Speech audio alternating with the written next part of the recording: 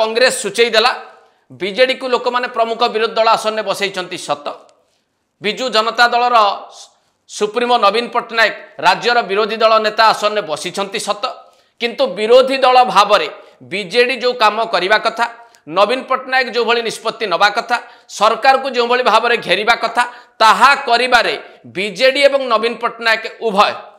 विफल होइचंती। कांग्रेस जो ढंगरे ए अनास्था प्रस्ताव टी को आनिला विजु जनता दलर समर्थन मागिबाकू जाईकी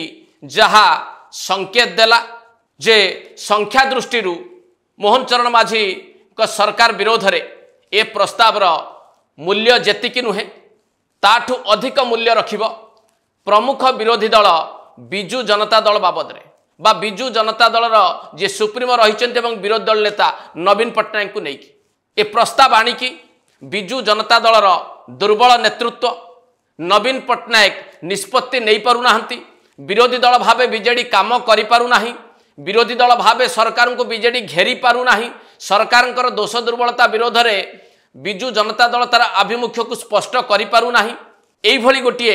वार्ता दबाकू कांग्रेस चेष्टा करथिला एवं ए प्रस्ताव माध्यम रे से सफल हैला ना नाही याकू टिके भल भावे आपण माने बुझिबाकू चेष्टा करिवे।